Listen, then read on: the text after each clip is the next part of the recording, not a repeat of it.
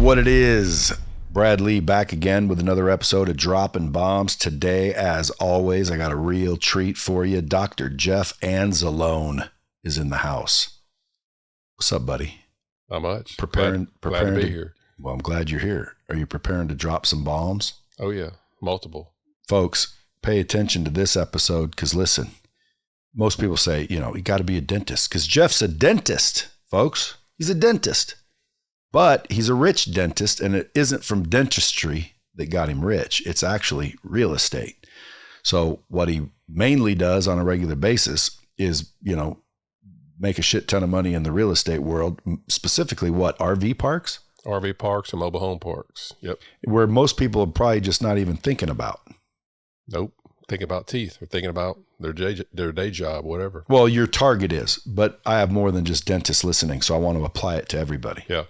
Dentists, if you're paying attention, well, then pay attention close because he's mainly talking to you. But I was sharing earlier that I think this applies to anyone. And why do you limit it to just dentists? Because I know what it's like to be a dentist. I know their pain points. Dude, everybody has the same pain points. There's chiropractors doing the same shit, feeling the same way. There's chiropractors listening to this that are saying, oh, this is for dentists. I ain't paying attention. Dude, this is for anyone. If you only got one stream of income coming in and you make a lot of money, but if you're not working, you're not getting paid, then. Yeah, but dude, this is for anyone. Yeah, this is for you, Period. Yeah. Why? Well, again, I'm not a dentist. I'm not even a doctor. If I were listening to this episode and hear what I know I'm going to hear, I'd be like, how can I get in on that? But if you keep saying, hey, this is for dentists, bro, you got to grow outside of dentistry. It's nice that you're helping fellow dentists and focus on them and help them. But dude, just broaden your message a smidge.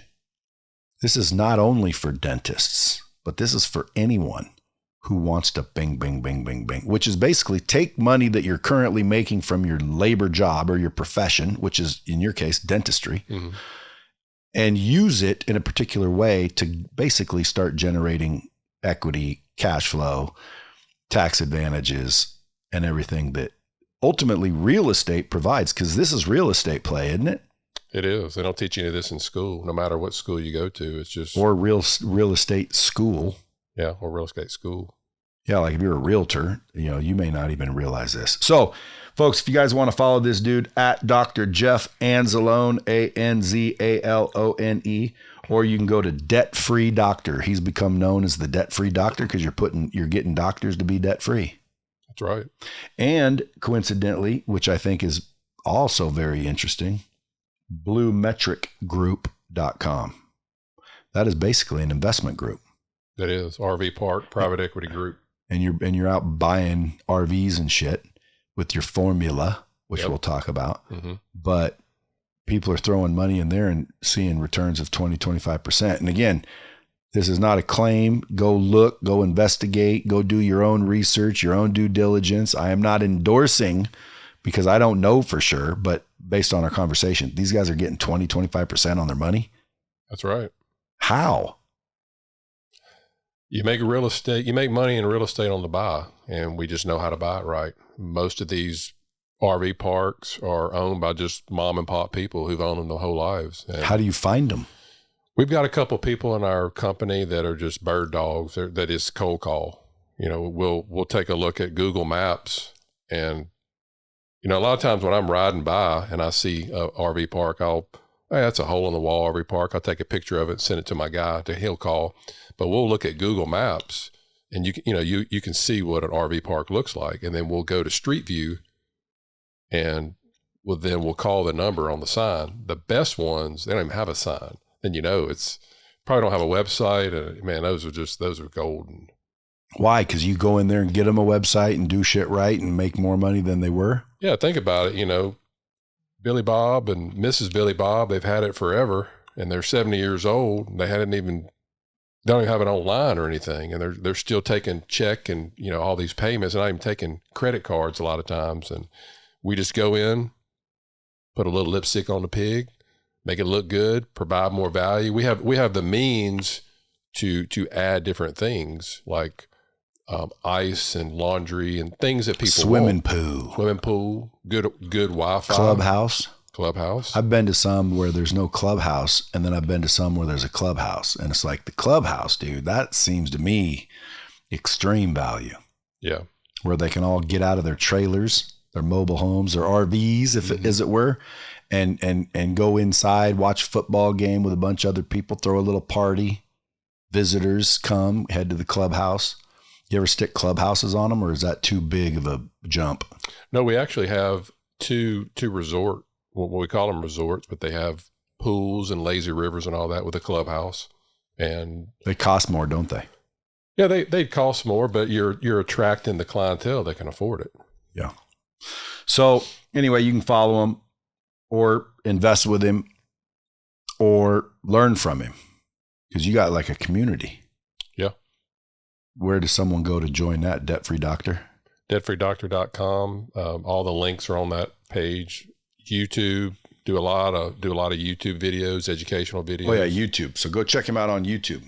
Debt Free Doctor. Mm-hmm. Anyway, so I want to go back and figure out like kind of where you started learning this shit, and then maybe some like, how are you doing it? So you were just a dentist, not just a dentist, but I mean, you were a dentist, and you were periodontist, fixing people's freaking teeth. Mm-hmm. Is that the braces? That's the surgery. Oh, what's braces? Orthodontist. Orthodontics. Yeah. All right, good. Orthodontics. So you were doing mouth surgery every day, probably assuming and thinking, hey, I'm a doctor. Everything's going to work out just fine. Because you would think, you go be a doctor. Like everybody wants their kids to marry doctors. And it's like, I would imagine if I were a doctor, I would think, that automatically is going to make me wealthy, successful, and dialed in. Well, think about it. Back in the day, I'm 50. You're probably close to that or whatever. Being back then, we were growing up. I'm over that. But back then, when you went to school, there was only there was no cell phones and internet. I mean, there was just, if you wanted to make a good living, you're going to be a doctor, a dentist, a lawyer. You got to go to school a long time.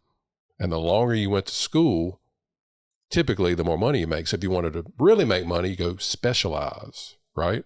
But that was back in the day. So things have changed now, with YouTube millionaires, 18, 19-year-old kids, making money. So these kids these days, my kids, I'm like, man, you have the world at the palm of your hand, with your cell phone. It's amazing. Yeah, but at one point you were just doing surgery and you didn't know all this that you know now. So now it's evident, but where were you before it was evident? You were just working away. What caused you to realize, oh shit, I could be investing in real estate and get rich? Yeah.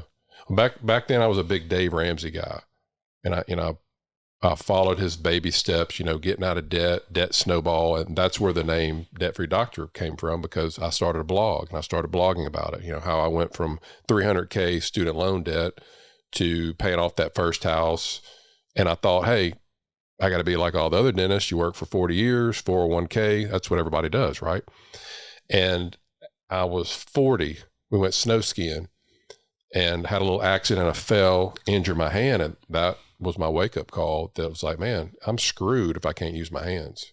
You don't ever think about that, Especially with AI being developed so quickly. Imagine walking in, opening your mouth, and an AI robot goes in and fixes your face. Yeah. That's all of a sudden dentists are out. They're out. Yeah. But that was my wake up call. It was like, man, I've got, my kids were 8 and 6 at that time. I said, I'm operating very financially risky. And that's what made me take a deep dive in learning about, I started studying like what the wealthy people did. I'm talking about people with lots of money. I mean, I went back and I read The Millionaire Next Door. I'd read Think and Grow Rich, Napoleon Hill. He interviewed all these millionaires, which would be billionaires now, and they all did two things. One, invested in real estate. Back then, Jeff didn't have any, except my house. Number two, they all had multiple income streams, anywhere from 7 to 9. And I literally had to go back and just unlearn everything I'd ever been taught about money, because I came from a household where I heard things that I thought money was limited. Like, we can't afford this, or, that scarcity mentality. And once I started realizing there's way different ways to operate, that's what led me down the road to real estate. And so why'd you pick RVs though? I didn't start off in RVs. I thought I had to go and buy a single family home. I thought real estate was you go buy a house and you put a tenant in there. I didn't really want to do it because I didn't want to take time away from my family and all that. But I said, you got to do what you got to do for your family. So what if someone has shitty credit? Well, I went to a meeting by a dentist that was teaching other dentists about real estate. This was probably 10 years ago. And he started teaching us about ways to make money passively without having to do a landlord, syndications, partnerships. I didn't know anything about that. So then I started doing that. So you could still make your money because, for us, for doctor, dentist, attorney, whatever, our biggest money making tool is our income. We did all the training for it. We spent the most time, energy, and all that. So when you're taking time away from your main income source, it starts to go down. And with syndications, you're able to keep doing what you know best, and then taking the excess money, putting it into apartments, RV park, whatever it is, as a partnership, and it pays you a return. Most of the time it pays you a lot higher than the stock market. And you have your equity still. You do. Like your money's not gone. So it's putting working. Money in your pocket now versus a 401k. You're hoping and praying that the stock market's up, whenever you retire. Yeah. But how I was operating then, I was 40 years old. If something happened to me, I didn't have any other money coming in. But with real estate, you're constantly adding passive income streams that are helping you now. A lot of them are tax-free or tax-deferred. So I want people to understand, you get to the point where work is optional. If you want to keep working, that's fine. But when you got so much money coming in, your stress level goes down. It changes the way you think about money. Well, absolutely. It changes the way you think, period. Dude, that's what I consider freedom. A lot of people, I think, use the word freedom a little bit loosely. Freedom to me is when you don't have to work unless you want to. You go on a vacation where your family's just having a blast and it's $2,000 a night, and you've been there for 5 nights, and you decide, you know what, let's stay for 5 more nights. And you don't think, well, what if I can't afford it? And what if it's you have enough money coming in from investments, which is your money working for you. Yeah. But a lot of times people think, and it's a misconception, when they put their money in a fund like this, it's gone. And all they're getting now is this little stream of revenue. And it's like, I'd rather have the chunk of change in my bank than a little stream of revenue. That chunk of change is gone. Now, if something happens, I'm screwed. Well, dude, that money's not gone. It's working. You put your money to work. That's essentially what it is. Yeah, you're investing in an asset. You can go ride by. I can ride by our mobile home parks, RV parks, whatever. Can you go evict somebody if you wanted to?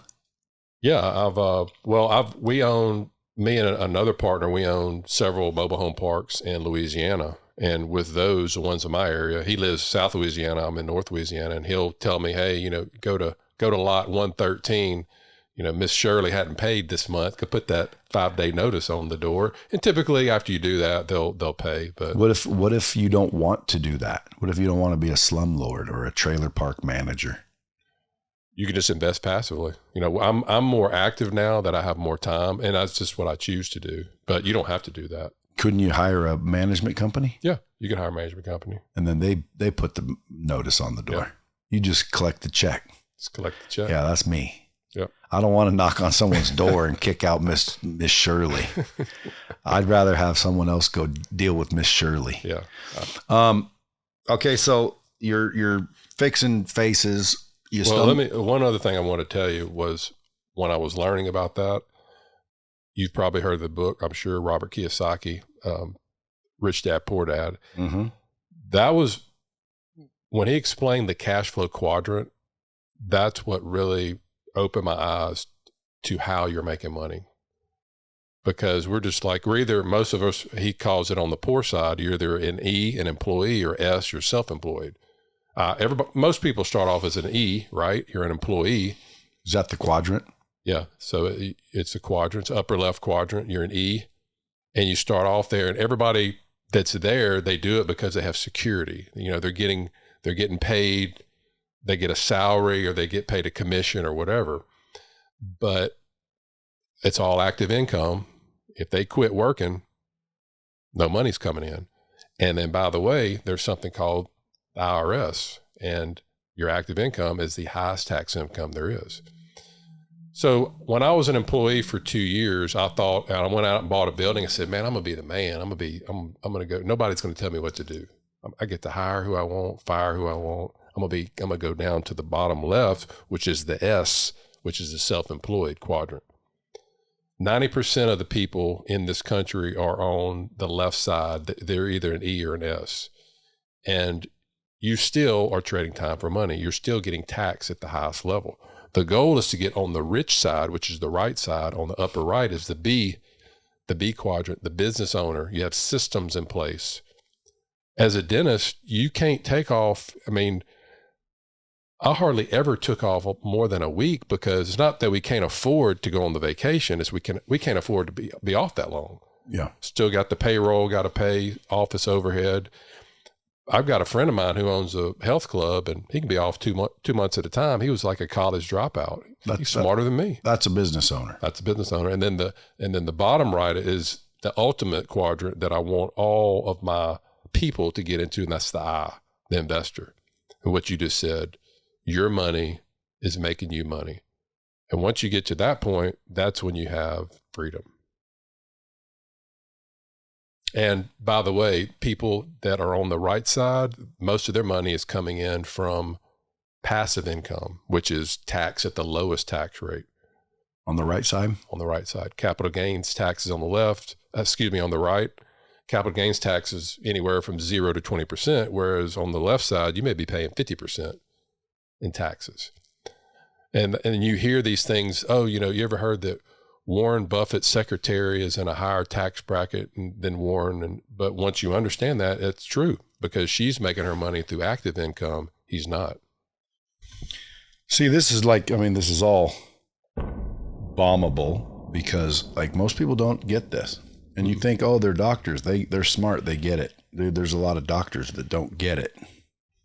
And there's a lot of doctors that are like in the self-employed and, quite frankly, the right side, business owners. But those are like successful doctors that have already learned and accidentally or intentionally invested and got themselves in a situation where their investments are paying them as much or more than their practice.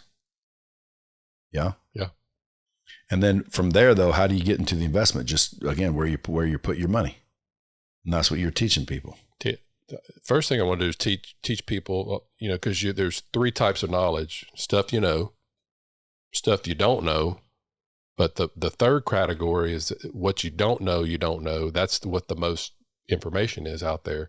And most people don't know that. Most people don't realize how they're making money until they look at that quadrant like I did. I was like, crap, I'm no better than I was as an employee when I was self-employed. I got to get to the right side. So this community you've built, Debt-Free Doctors, how many people are in there? We've got roughly about 6,500 people that I send out educational information to on a weekly basis: articles, videos, training, that sort of thing. And how do people join that? They go to the debtfreedoctor.com website.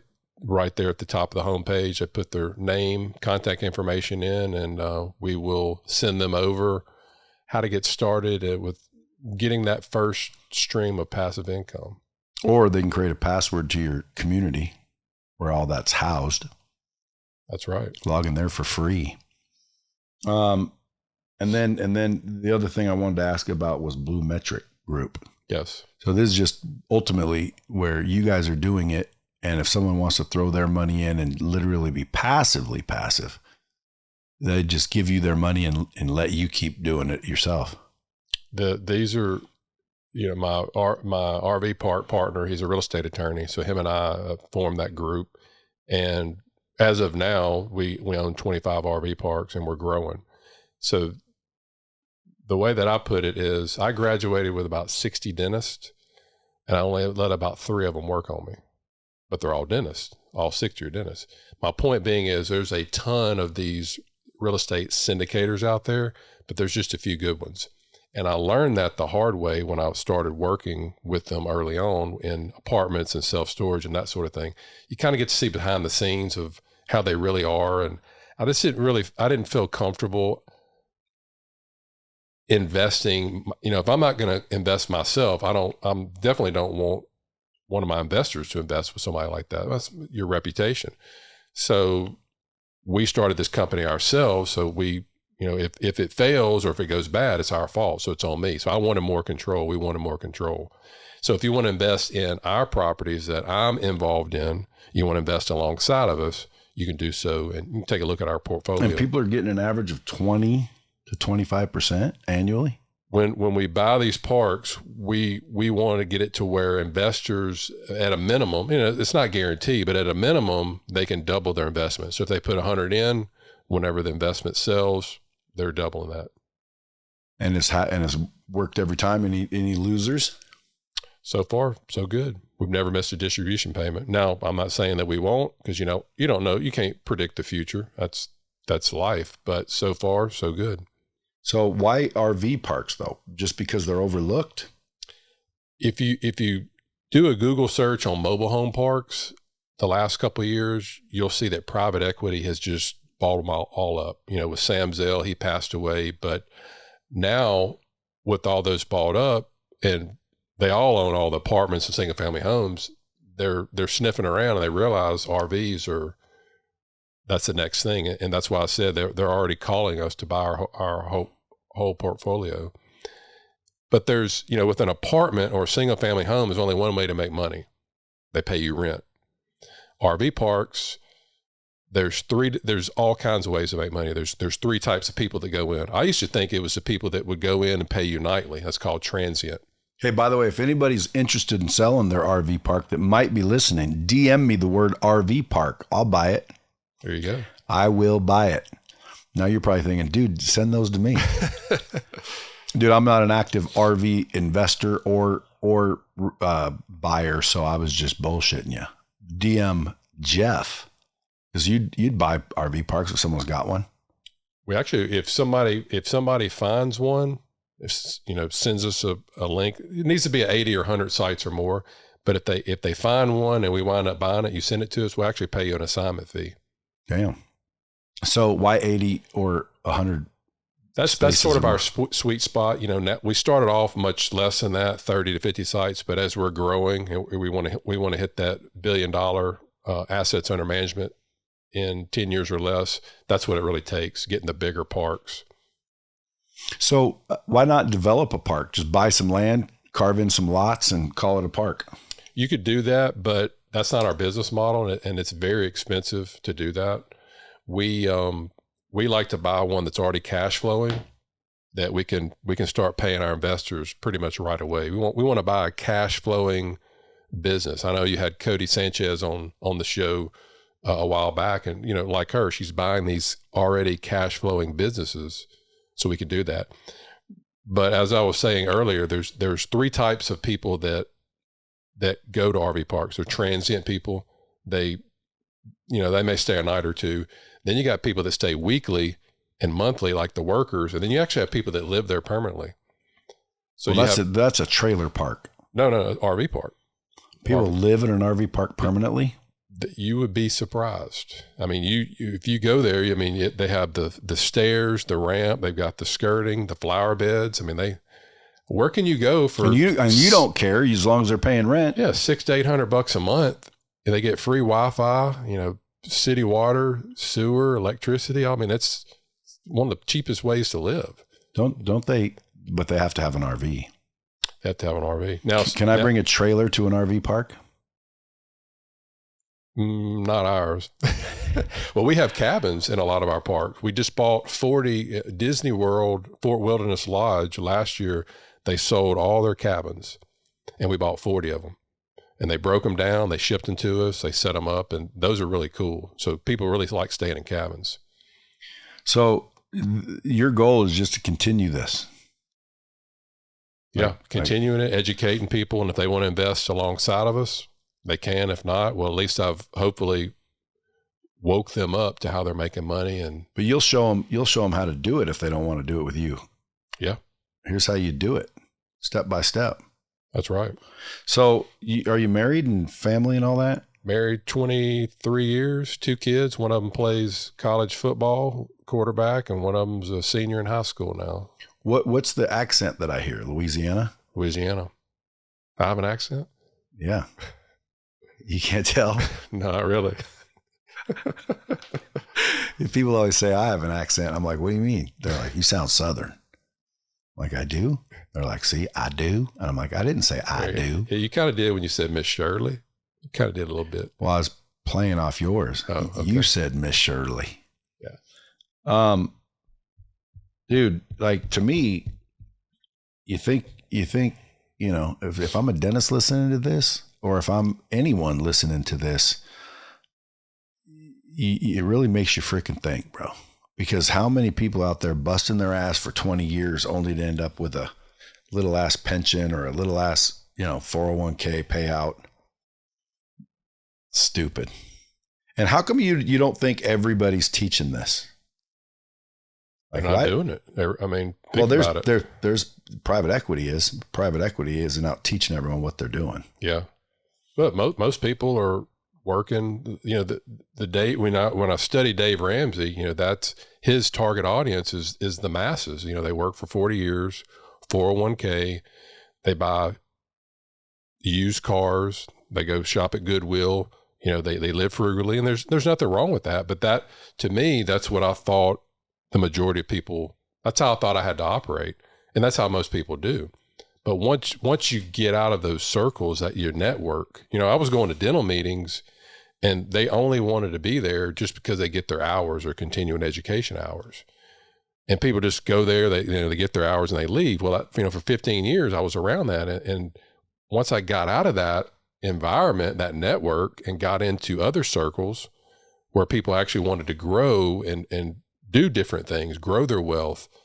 And it was just like an eye opener. I was just speaking this past weekend at a real estate investing for dentists conference. I mean, it's amazing.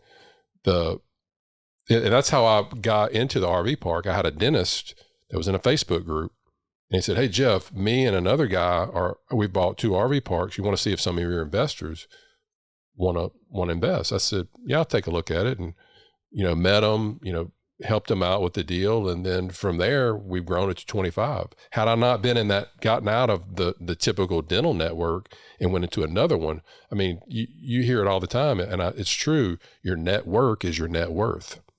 Yeah. More hands you shake, more money you make. That's right. Relationships. That's where all the dollars come from. So why do you think the RV park specifically is producing such a high ROI? Because 25% on your money, that's pretty damn good. Very, very little competition. How many people do you know that invest in RV parks? Most people are, I got some fix and flips. Well, why would anyone sell them if they're that profitable? The majority of them now are mom and pop owners, baby boomers, and they're tired. So for instance, the one we just bought in Montana, they were just tired of dealing with it and ready to move on. So how do you deal with an RV park in Montana from Louisiana? We've got about 70 employees in our company. We're vertically integrated. We have we manage it ourselves. So we go in, we have a system. We go in and we plug that system in. We market it right. We develop it. We add different things. So for instance, with that park is near Glacier, we're selling out. I mean, think about it. You have people go there, they park their RV, they're hungry in the morning before they go to the park. Well, they had a little bed and breakfast there. Well, we just blew it up and we're just selling out food left and right. So just little things like that. It's not rocket science. You just figure out where the need is and you market a little bit better too. Cause people want it very easy to book an RV park, and you're looking at reviews, like when you go to Amazon. So focus on making it easy for them to book, getting good reviews. I mean, it's just simple. I mean, that's pretty much like it is for any business, good reviews, good customer service, treat them right, they come back. So What kind of improvements, what kind of investment upfront capital do you put into these things? It varies. It could be some parks, if it's more parks where it's just workers, don't really need a whole lot of amenities, versus some that are more in the resort type areas. Like we just bought one in Shreveport, and it's got lakes, it's got streams, it's got lazy rivers, pools. The guy had an online auction company, and he makes a killing. And the reason why he wanted to sell it, because he wanted to move into a different school zone for his kids. But so here's a perfect example. He had this huge commercial building there that he was house. So the FBI would go in and they would seize stuff, or the local police or whatever. And then he would put it there in that warehouse. I mean, nice, aluminum, concrete floor. I mean, it cost $1 million to build this thing. And he was just housing his stuff. So what we're going to do with it is we're going to, because there's a lot of people that stay there permanently, they need to store their stuff. They got boats, they got cars, they have other stuff. So we're doing RV boat storage there.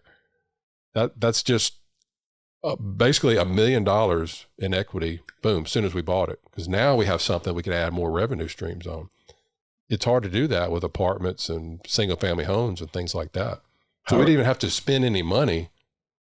How are you underwriting these things? We have an outside company because when you're a syndicator and you do it in-house, I mean, you can fudge the numbers. You can put whatever return on there you want. But we wanted somebody, like if you had to go get a loan at a bank, they have their own underwriters or insurance companies. Yeah, but how do you know when one's a good deal and one isn't a good deal? Because I could go out and find a bunch of RV parks for sale, but I don't know which one I should buy and which one I shouldn't. It's from the book, Who Not How. We found a who that could do it for us. And that's all they do. And they underwrite it very conservatively. So I would always like to err on Jeff, you told us you would make 20%, but we actually made 25%. I would rather that instead of saying, well, Jeff, you told us we would make 20%. I only made 11%. What about loans, getting the money? So with the loans, we have some good relationships with banks that are specific for RV parks. We typically will raise 30% of the capital, and then we'll get loan for 70% of the purchase price. Even with the interest rates being what they are? Another good thing is we're able to negotiate seller financing.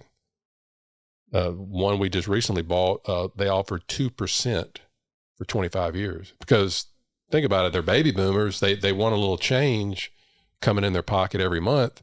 So they would rather work a deal with us than have to deal with the bank. So that's and pay capital gains. Yep. Because if you pay them up front, that's right. the whacker. Dude, this sounds like a no-brainer. I mean, it makes me want to go out and start freaking hunting for freaking RV deals. Find us some, we'll pay you.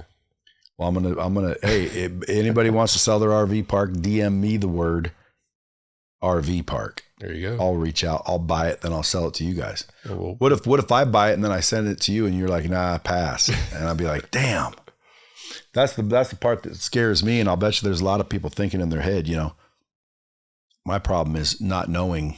Like, I wouldn't have known 80 to 100 units. So now someone sends me with 14. It's like, pass. Why pass? Nah, it's not worth it. It's not. Yeah. I want 80 to 100 units. And then someone comes back, hey, here's one with 165 units. Oh, okay. Let me look at it. What do I ask for next? The rent roll? You don't have to do anything. Just need the name, and we look it up. We call them, and then what if I was in your community and I'm learning how to do it myself?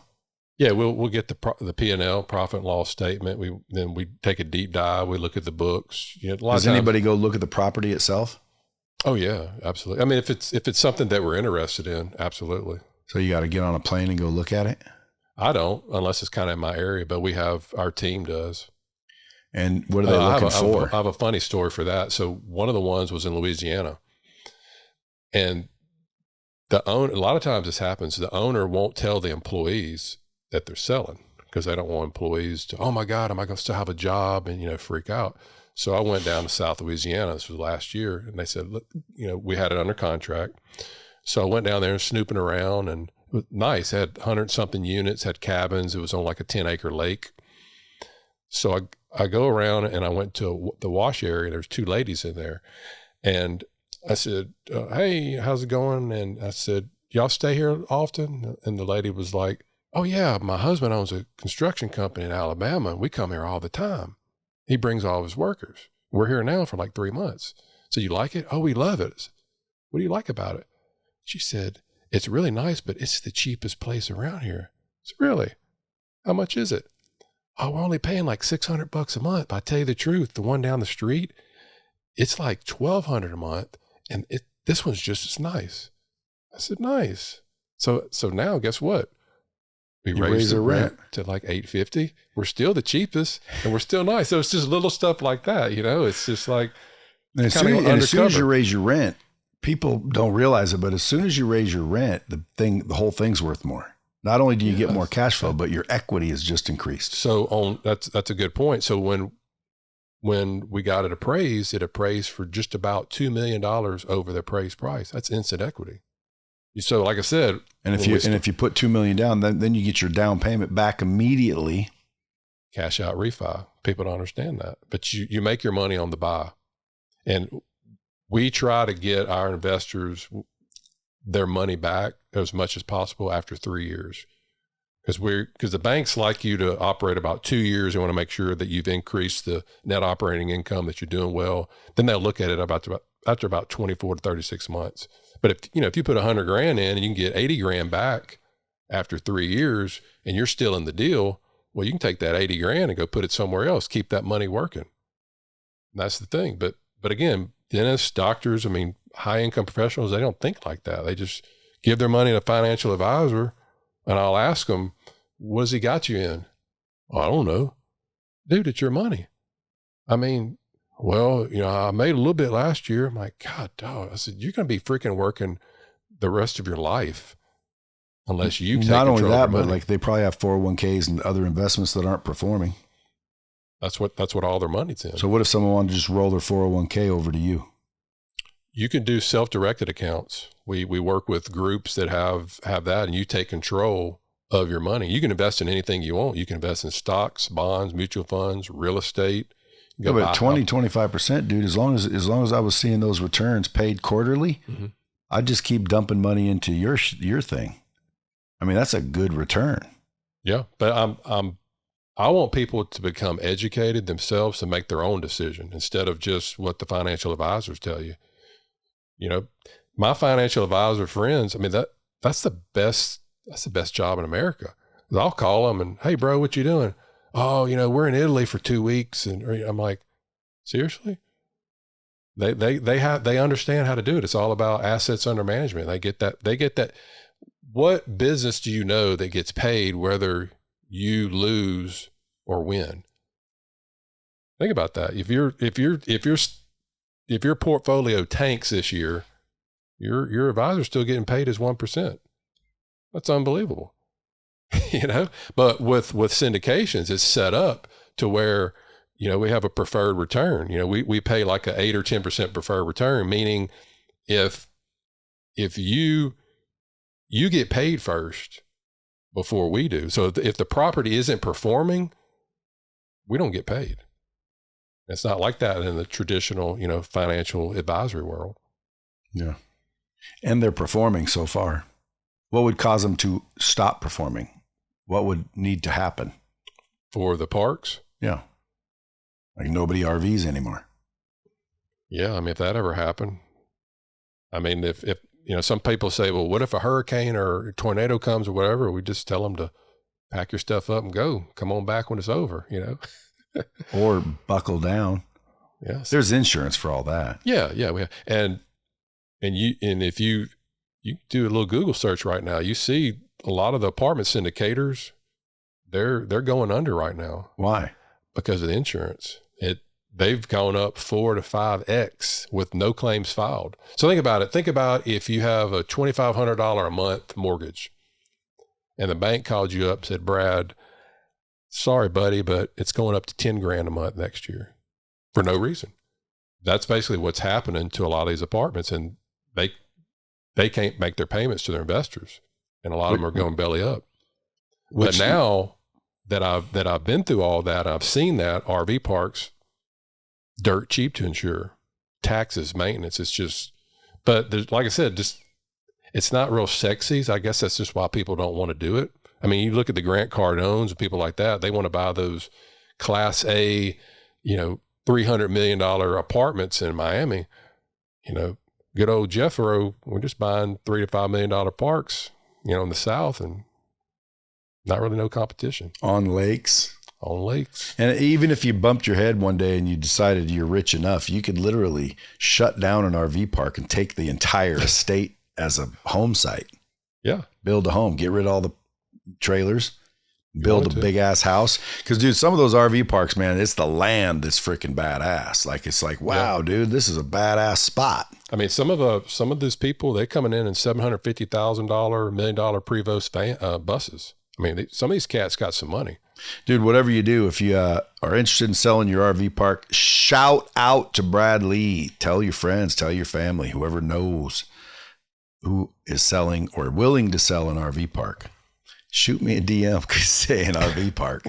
We'll get in touch and we'll see if we can get your friend out of that situation and get ourselves into it.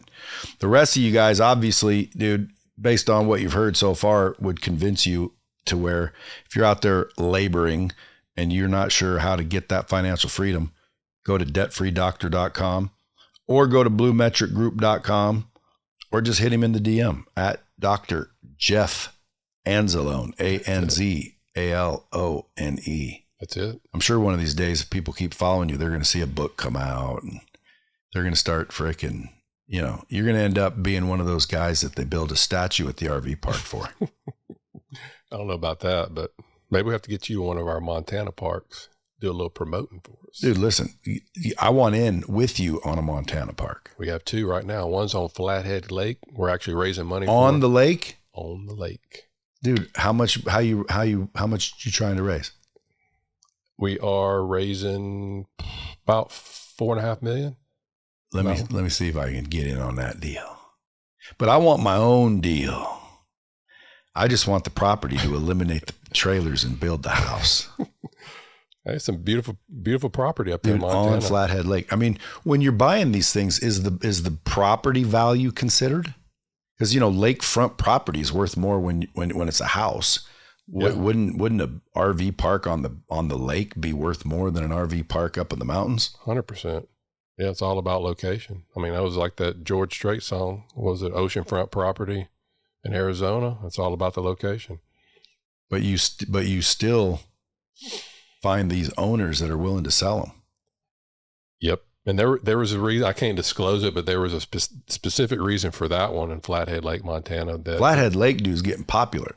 Very. That ain't a cheap lake to be on. It's absolutely beautiful. And the thing is, it's more in the southern end of the lake, so it doesn't get a whole lot of the snow and weather that the typical Montana climate does. So it's good stuff. I want to see the deck on that. Appreciate you coming in, folks. Until next time, as always, keep it real.